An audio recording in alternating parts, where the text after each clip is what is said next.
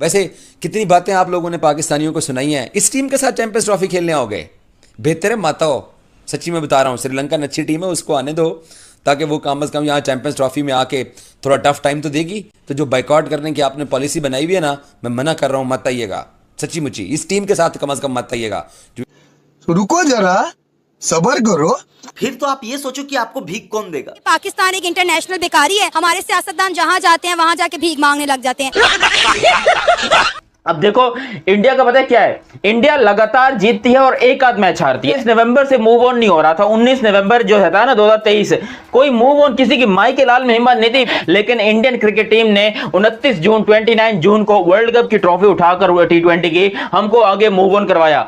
ये बड़ी अच्छी बात कही है। मैं एज अ पाकिस्तानी हूं, लेकिन जब से इंडियन टीम को सपोर्ट करना चालू हुआ भाई, बहुत सारे लोग को शक पड़ता है कि मैं शायद इंडियन ही हूं। लेकिन देखो Indian Pakistani is a different topic, लेकिन फिर भी यहां पर उसने हमको मूव ऑन करवाया इंडियन क्रिकेट टीम ने। समझ रहे हो, समझ रहे हो, समझ रहे हो ना। इंडियन टीम को एकदम से क्या हो गया? हालांकि एक दो हारों से कुछ होता नहीं है, लेकिन असल जो मसला है वो ये है कि इंडिया के बॉलर से स्पिन को इंडिया के बल्लेबाज स्पिन को खेल ही नहीं पा रहे। भर में सबसे अच्छे स्पिनर्स को खेलने वाले बल्लेबाज कहां के हैं, तो सब बिना किसी झिझक के, बिना किसी सोच के सीधा कहेंगे कि भारत के। वो रोहित शर्मा जो इस पूरी सीरीज में अकेले ही नजर आए हर तरफ से, और कुल मिला के उनकी 148 की स्ट्राइक रेट के साथ बल्लेबाजी की। और कोई के खिलाफ Indian batters were looking like clueless, मतलब कोई क्लू ही नहीं है, कुछ पता नहीं है कि बॉल गुगली है, कुछ पता नहीं है बॉल अंदर आ रहा है, कुछ समझ ही नहीं आ रहा ना। मतलब ऐसा लग रहा है कि बैटर्स के पास कोई आंसर ही नहीं है श्रीलंका की स्पिन बॉलिंग के खिलाफ। और आज श्रीलंका ने 27 साल बाद इंडिया को ओडीआई सीरीज में शिकस्त दे दी है। शर्मा को आउट करो तो मैच ले जाओ,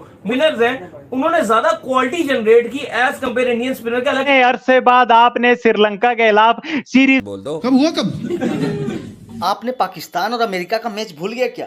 कि याद दिला दूं आपने कैसे हारे थे। इस T20 वर्ल्ड कप के अंदर पाकिस्तान क्रिकेट टीम की अमेरिका के खिलाफ शिकस्त और इंडिया के खिलाफ शिकस्त के ऊपर हरामी मानुस 2 दिन में पलट गया। सर के ऊपर दुपट्टे डाल के और टेलीफोन लगा के और अपने प्रोग्रामों में बैठ के और अजीब से गालियां दे के आप लोग बात करते हो। जली ना, तेरी भी जली ना। सच ये है कि श्रीलंका ने आपको आईना दिखा दिया है। अमेरिका ने तो पाकिस्तान को पिछवाड़ा दिखा दिया था। 1 साल पहले 2023 में आप लोगों ने एशिया कप में जिस तरीके से परफॉर्म किया, जिस तरीके से आपने 56 के ऊपर श्रीलंका को आउट किया, वो भी हम सबके सामने था। वो भी हमने देखा कि आप लोगों ने जिस तरीके से परफॉर्म किया। एकदम इन्होंने वक्त बदल दिया, जज्बात बदल दिए, जिंदगी बदल दी। पाकिस्तानी भी बात करेंगे। अब बहुत सारे पाकिस्तानी यूट्यूबर्स हैं जिन्होंने नहीं बात करनी होती है, जिनको अपनी टीम बुरी लगती है। टीम इंडिया, अबे इंडियन क्रिकेट टीम है उसका नाम, उसको टीम इंडिया कह के बोल रहे होते हैं। जली ना, तेरी भी जली ना। टेस्ट सीरीज इंडिया ने जीती, मैं मानता हूं। पाकिस्तान कभी नहीं जीता। जो सच है वो सच है। एकदम इन्होंने वक्त बदल दिया, जज्बात बदल दिए, जिंदगी बदल दी।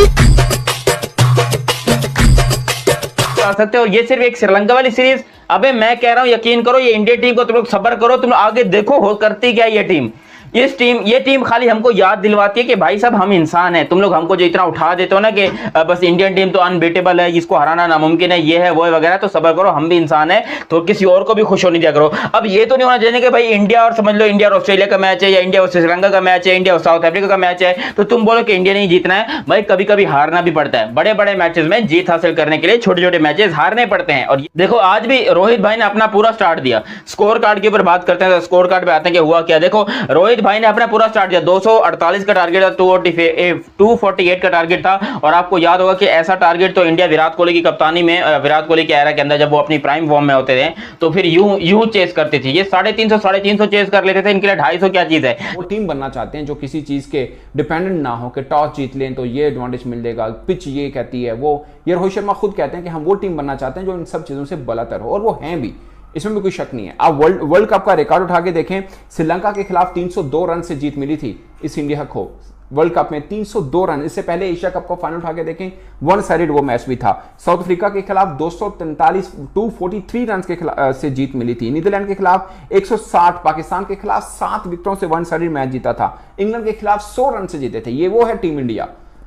उसके बाद 2 इवेंट खेलती है, उसमें एक इवेंट में जीत मिलती है वनडे में, जो साउथ अफ्रीका के खिलाफ, वो बड़ा शानदार उनका रहा, अगरचे एक मैच वहां पे हारे थे, मगर साउथ अफ्रीका के यहाँ जाके सीरीज जितना खास बात है कि टीम इंडिया की तरफ से सबसे अच्छा कौन खेले, तो उसमें बिना सोचो विचार के आप कह सकते हैं कि रोहित शर्मा खेले हैं, जिन्होंने 35 रन की इनिंग खेली, फिर 64 रन की खेली, फिर 58 रन की इनिंग खेली, 3 वनडे मैच की बात कर रहा हूं। कुल मिला के 148 का स्ट्राइक रेट इनका बनता है, 157 उन्होंने रन किए, ये एक खास बात है। मगर 1997 से जो नहीं हो सका वो जिसको कहते हैं आज हो गया।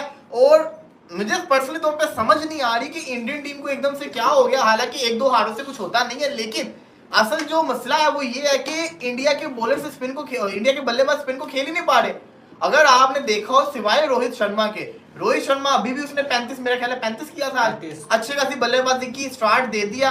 अब शुभमन गिल जो था वो एक फास्ट बॉलर से गलत शॉट के कोई बॉल का कमाल नहीं था, शुभमन गिल अपनी गलती से मैं समझता आउट हुआ। उसके बाद अगर हम देखें आपके सामने रोहित शर्मा स्वीप खेलने जल्दबाजी के चक्कर में आउट हुए। उसके बाद आपने ऋषभ पंत को ऊपर भेजा, ऋषभ पंत आपको पता ही है अन्य वो आगे भागड़े 1 खाना को स्टंप आउट हो गए। फिर आपके विराट कोहली जिसको कहते हैं एलबीडब्ल्यू, तीनों मैचेस में तीनों दफा एलबीडब्ल्यू रिकॉर्ड उन्होंने भी बना दिया। आज का मैच भी कोलंबो में था ना, कोलंबो, और तीनों मैचेस कोलंबो में। सबसे बड़ी चीज कि आपका जो श्रेयस अय्यर है वो देखिए किस तरीके से पिच के ऊपर ऐसे ऐसे हिल रहे थे, कभी लेफ्टी होके खेल रहे, कभी कुछ खेल रहे। रियान पराग की मैं बात करूं तो पराग को तो समझ ही नहीं लगी ना, वो अपनी तरफ से लेफ्ट कर रहा है बॉल को, ये लेफ्ट कर रहा है वो बॉल को, और कैसे आउट होके जा रहा है। मतलब कि ये अजीबोगरीब से समझ से बाहर है क्रिकेट जो हुई है।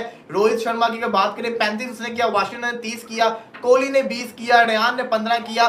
शॉकिंग है, मेरी नजर के अंदर ये शॉकिंग है कि ऐसा सोचा नहीं था। लेकिन बॉलर्स हैं जो स्पिनर्स हैं उनका बॉल पावर प्ले से स्पिन कर रहा था और इंडिया का बॉल 30 ओवर्स के बाद स्पिन कर रहा था।